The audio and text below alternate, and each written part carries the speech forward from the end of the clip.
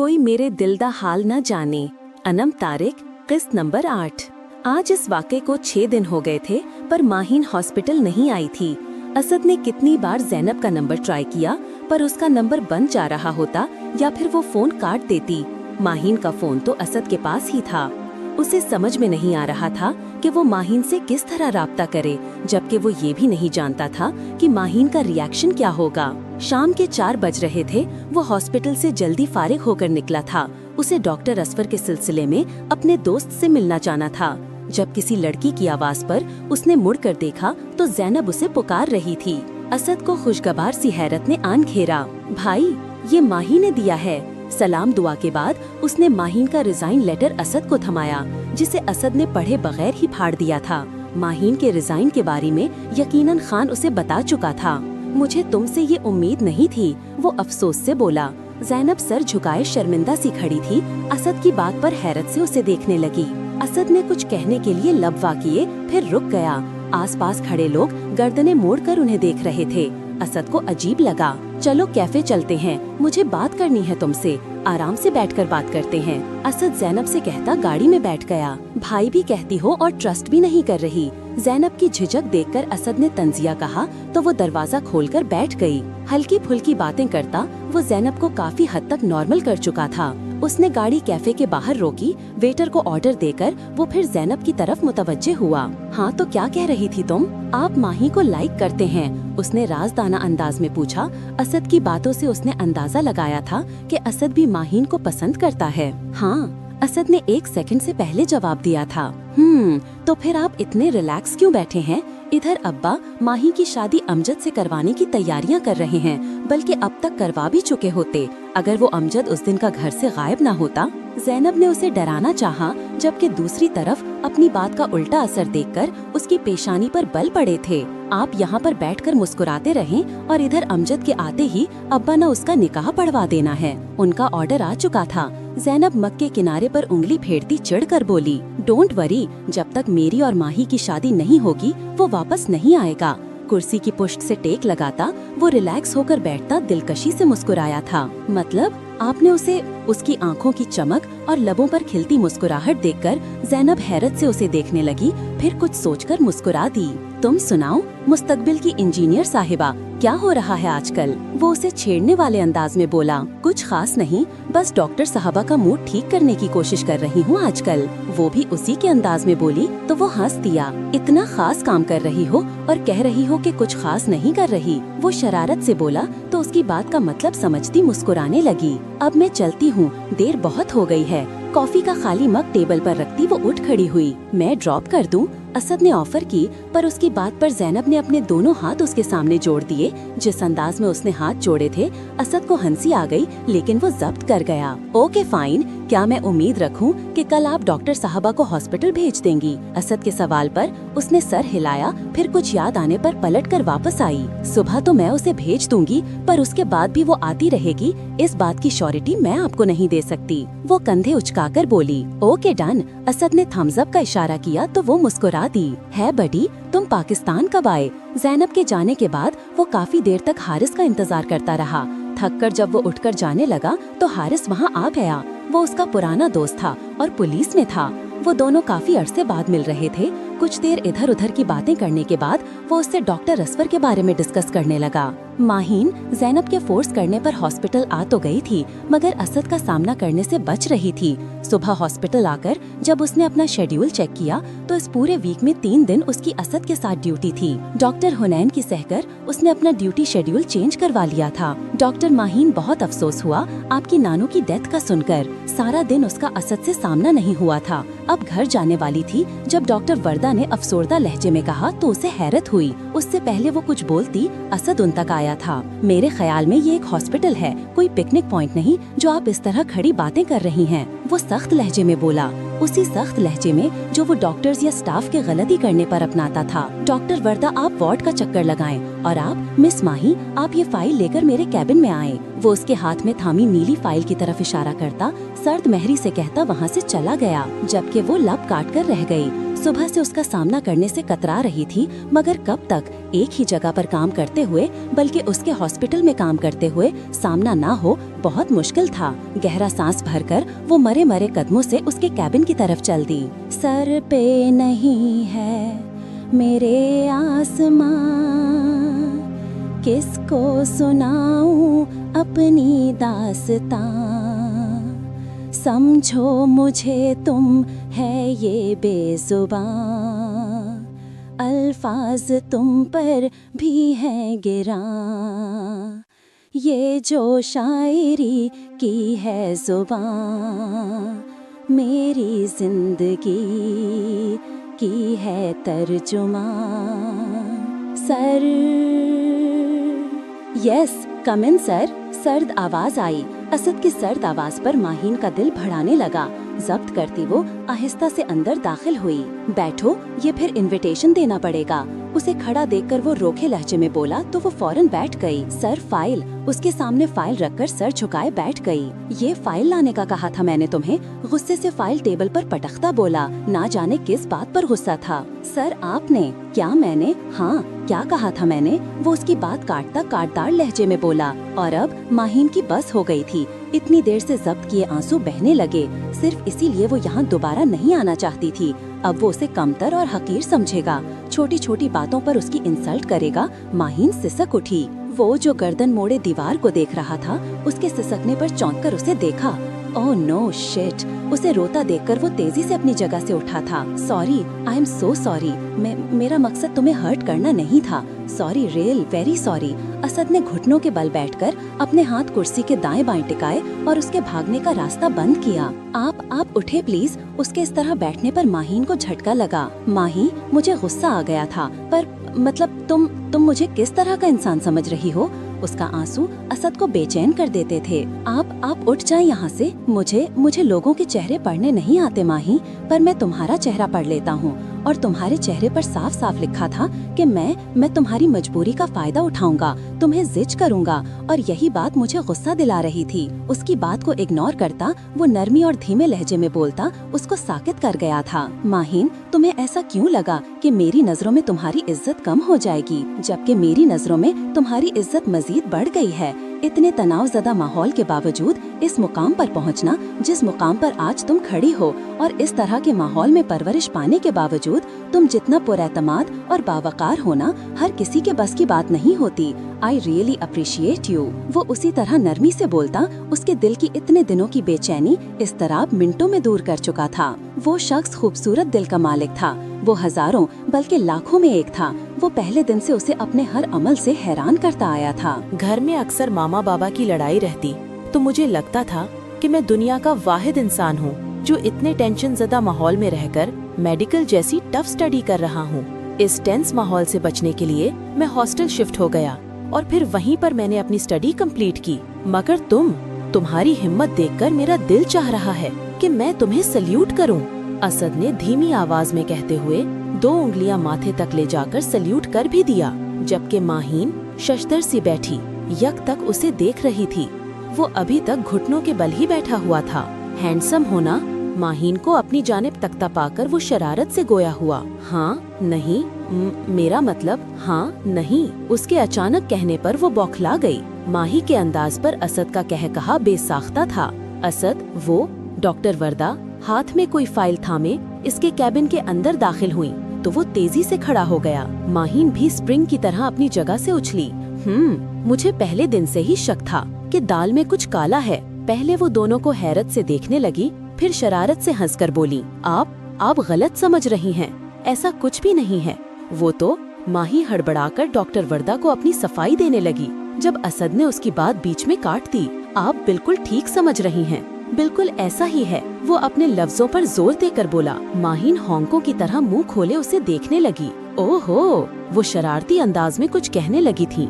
जब माहीन को होंकों की तरह मुंह खोले खड़ा देखकर वो दोनों हंस दिए तो उसके गाल शर्मिंदगी से सुर्ख हो गए। वैसे शादी कब कर रहे हो तुम दोनों? डॉक्टर वर्दा माहीन की सुर्ख पड़ती रंगत को देखकर बोली।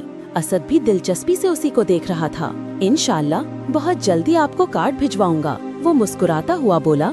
माहीन वहाँ से भागने के लिए पर तोलने लगी। रुको लड़की, कहाँ भागी जा रही हो? अगर तुम दोनों ने मेरे बगैर शादी की ना तो जबरदस्त किस्म की लड़ाई हो जानी है मेरी तुम दोनों से, वो उंगली उठाकर धमकाने वाले अंदाज में बोली। माहीन का दिल चाह रहा था कि यहाँ से गायब हो जाए। चेहरा पूरा सुर्ख हो गया, दिल अजब लय पर धड़क रहा था। असद, मैं तुमसे पूछने आई थी कि संडे को कैंप लग रहा है, तुम वहाँ जाओगे? उन्होंने माहीन को मजीद तंग करने का इरादा तर्क करती वो काम की बात पर आईं। जी मैं जाऊँगा, असद संजीदगी से बोला तो वो सर हिलाती बाहर जाने लगी। मेरा ख्याल है कि ये हॉस्पिटल है, कोई पिकनिक प्लेस नहीं है जो आप लोग इस तरह से खड़े बल्कि बैठे हुए बातें कर रहे हैं। दरवाजे पर रुककर वो मुड़ी, आंखों में शरारत लिए बज़ाहिर संजीदगी से वही जुमला बोला जो असद हॉस्पिटल स्टाफ को बातें करता देखकर कहता था। डॉक्टर वर्दा की बात पर वो खफीफ सा मुस्कुरा दिया। मैं ड्रॉप कर दूं? डॉक्टर वर्दा के पीछे ही माहीन को बाहर निकलता देखकर वो जल्दी से बोला। घर तक नहीं जाऊंगा। माहीन को कुछ कहने के लिए लब खोलता देखकर वो उससे पहले ही बोल उठा। उसने होले से इस बात में सर हिला दिया और बाहर निकल गई। वो भी गाड़ी की चाबियां और मोबाइल उठाकर बाहर निकल आया। वो सर झुकाए गाड़ी में बैठी थी और काफी मुस्तरब लग रही थी। कोई प्रॉब्लम है? इसे अपने हाथों की उंगलियां मुड़ोड़ता देखकर असद ने सवाल किया। मेरा फैमिली बैकग्राउंड आप अच्छी तरह से जान चुके हैं। सब जानने के बाद भी आप मेरे साथ शादी करने के लिए तैयार हैं? अपने लबों को बेदर्दी से दांतों तले कुचलते इसने आंखों की नमी अपने अंदर उतारी। जिस दिन तुम डॉक्टर असफर के हॉस्पिटल से भागते हुए मुझसे टकराई थी, मैंने उसी दिन तय कर लिया था कि अगर मैं किसी लड़की से शादी करूंगा तो वो तुम होगी। इस बात से कोई फर्क नहीं पड़ता कि तुम्हारा फैमिली बैकग्राउंड क्या है, असद रसानियत से बोला। तो माहीन उसे देखकर रह गई। क्या कोई इंसान इतना अच्छा भी हो सकता? माहीन ने खुद से सवाल किया। हाँ होते हैं, पर बहुत ही कम, लाखों में कोई एक। यकीनन वो बहुत खुशकिस्मत थी। अगर वो लाखों में से एक बहुत कीमती इंसान उसकी किस्मत में लिख चुका था। वो ज़ैनब कह रही थी कि वो अमजद निचला लब दांतों तले कुचलती बात अधूरी छोड़ गई। माहीन, तुम दोबारा इस तरह की कोई हरकत नहीं करोगी, वरना मैं बहुत बुरी तरह से पेश आऊंगा तुमसे। माहीन की बात इग्नोर करता वो सख्ती से बोला। इसका इशारा माहीन की रिजाइन वाली बात की तरफ था। एक बात पूछूं? माहीन कुछ याद आने पर बोली। एक नहीं, तुम 100 बातें भी पूछ सकती हो, वो मुस्कुराते हुए बोला। उसके लहजे में ढूंढने से भी कुछ देर पहले वाली सख्ती नहीं मिल रही थी। वो आपका कजिन, क्या नाम था उसका? हाँ, शाह जैन। वो कहाँ होता है? मतलब वो तो कुछ अजीब सा है, आप जैसा बिल्कुल भी नहीं है। मेरी मामा कहती हैं कि मेरे जैसा सिर्फ मैं एक ही पीस हूँ, इसलिए कोई और मेरे जैसा हो ही नहीं सकता। वो हंस के बोला। एक और बात, आपको कैसे पता कि मैं उस दिन उस हॉस्पिटल से भागी थी? अचानक ही ख्याल आने पर उसने सवाल किया। वैसे 7 तोपों की सलामी है तुम्हारी अकल को।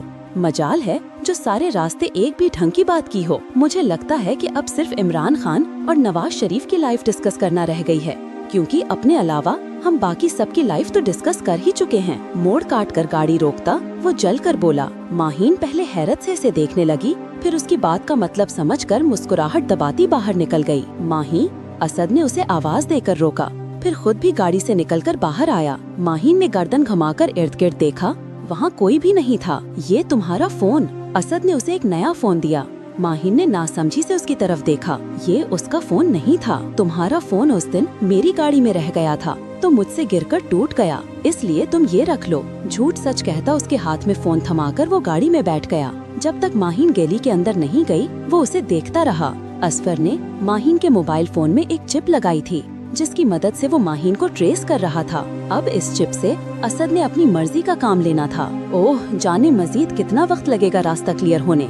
डॉक्टर वर्दा घड़ी पर नजर डालती झुंझलाई हुई बोली। वो दोनों पिछले आधे घंटे से ट्रैफिक में फंसी हुई थीं। माहीन और डॉक्टर वर्दा कैंप जा रही थीं। हानिया ने इसरार करके असद को घर बुला लिया था। मुझे तो नहीं लगता कि अगले 1 घंटे तक भी रास्ता क्लियर होगा। माहीन ने एक नजर ट्रैफिक पर डालते हुए इजहारे ख्याल किया। मुझे भी कुछ ऐसा ही लग रहा है। मैं एक काम करती हूँ, ड्राइवर को कॉल करती हूँ, वो यहाँ से गाड़ी ले जाएगा। हम यहाँ ट्रैफिक से निकलकर कैब कर लेते हैं। तुम बताओ तुम्हारा क्या ख्याल है? वो अपनी राय देती माहीन से पूछने लगी। जी ठीक है, अगर यहाँ पर ऐसे ही बैठे रहे तो बहुत देर हो जाएगी। माहीन ने भी उनकी तायीद की। गाड़ी लॉक करके वो दोनों फुटपाथ पर पैदल चलने लगी। वो बातें करती जा रही थीं, जब अचानक से कोई शख्स उनके सामने आया। उसने अपना चेहरा पूरी तरह से ढांपा हुआ था, सिर्फ उसकी आंखें ही नजर आ रही थीं। कहा था ना, किसी को कुछ भी बताना। वो माहीन की कलाई मोड़ता हुआ दबी आवाज में गर्राया। माहीन का रंग पल भर में सफेद पड़ गया। वो डॉक्टर असफर था।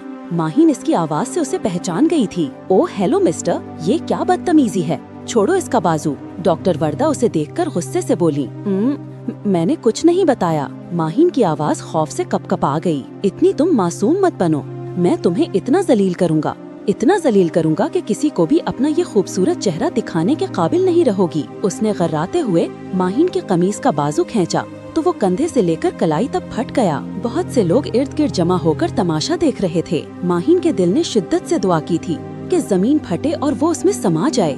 इतनी जिल्लत, इतनी रुसवाई, इसे लोगों की नजरें खुद में गड़ती हुई महसूस हो रही थीं। डॉक्टर वर्दा सख्ते किसी कैफियत में खड़ी सब समझने की कोशिश कर रही थी। चटाक, तुम्हारी हिम्मत कैसे हुई ये सब करने की, और आप सब तमाशा देख रहे हैं। अगर कोई आपकी बहन या बेटी के साथ ऐसा करता तब भी आप सब यूं ही खड़े तमाशा देखते। होश में आते साथ ही डॉक्टर वर्दा ने खींचकर एक थप्पड़ उसे दे मारा। फिर तमाशा देखते लोगों को शर्मिंदा करने के अंदाज में बोली, देख लूंगा तुम्हें भी। वो डॉक्टर वर्दा को धमकाता वहाँ से भाग निकला। तमाशा खत्म हो चुका है, अब आप लोग जा सकते हैं। असफर के भाग जाने पर डॉक्टर वर्दा जलकर बोली तो सब लोग एक एक करके वहाँ से चले गए। माहीन। सबके जाने के बाद उन्होंने माहीन को पुकारा तो वो वहाँ पर नहीं थी। माहीन कहाँ गई? ओह गॉड! डॉक्टर वर्दा ने हवास बाख्ता होकर उसे पुकारा, कहीं वो खुद के साथ कुछ उल्टा सीधा न कर दे। उसे माहीन के चेहरे पर फैली वहशत याद आई। उस वक्त वो कुछ भी कर सकती थी, कुछ भी। क्या करूं? असद, हाँ, उसे कॉल करती हूँ। वो हवास बाख्ता सी असद का नंबर मिलाने लगी। Pick up the phone Asad, please pick up the phone. वो बार बार असद का फोन ट्राई कर रही थी, मगर असद उसका फोन नहीं उठा रहा था। कॉल रिसीव करो असद, वे रो देने को थीं। वहाँ से पैदल घर तक आई थी। टांगे शल हो रही थीं और दिमाग माऊफ हो रहा था। अंदर दाखिल होकर दरवाजे से टेक लगाए गहरे गहरे सांस लेने लगी। सर से लेकर पैरों तक पसीने से तर थी। स्पॉट तासुरात के साथ नजरें सामने खिड़की में रखी तेजाब की बोतल पर मरकूज थी, जो शायद मामा ने बाथरूम धोने के लिए मंगवाया था। माहीन को यूं महसूस हो रहा था जैसे उसका दिल फट जाएगा। उसकी आंखों से वहशत टपक रही थी। घर में शायद कोई भी मौजूद नहीं था। उसे अभी तक लोगों की नजरें खुद पर गढ़ी महसूस हो रही थीं। उसने अपने हाथ चेहरे पर फेरकर खुद को कंपोज करने की कोशिश की। वो चलती हुई वॉश बेसिन तक गई और मुंह पर पानी के छींटे डालने लगी। मुंह धोकर नल बंद किया और बेसिन पर दोनों हाथ जमाए झुककर दीवार पर नस्ब शीशे में अपना भीगा चेहरा देखने लगी। इतनी तो मासूम मत बनो, मैं तुम्हें इतना जलील करूंगा कि किसी को भी अपना ये खूबसूरत चेहरा दिखाने के काबिल नहीं रहोगी। ये अल्फाज बार बार इसके कानों में गूंज रहे थे। ये खूबसूरत चेहरा ही इस सब की वजह है। उसने एक हाथ से अपने चेहरे को छुआ। काफी देर तक वो बगौर अपना चेहरा देखती रही। फिर उसने एक फैसला किया, एक ऐसा फैसला जिसे सोचकर ही इंसान की रूह कपकपा उठती है। इस वक्त वो अपने हवासों में नहीं थी। अगर वो इस वक्त अपने हवासों में होती तो ऐसा सोचकर ही लर्ज जाती। उसने तेजाब की बोतल उठाई और अपने कमरे में चली गई। आंखों से आंसू बहने लगे। कपकपाते हाथों से उसने बोतल का ढक्कन खोला और बोतल वाला हाथ चेहरे के करीब ले गई। माहीन! अगले ही पल ज़ैनब की चीख कमरे में गूंजी। वो फटी निगाहों से उसे देख रही थी। जी तो दोस्तों, 8वां हिस्सा अपने इख्तिताम को पहुंचा। जल्दी से चैनल को सब्सक्राइब करें, वीडियो को लाइक करें और शेयर करें। आपके जहन में इस कहानी के बारे में क्या चल रहा है, कमेंट में जरूर बताइएगा। मिलती हूँ अगले हिस्से में, तब तक के लिए बाय बाय, टाटा।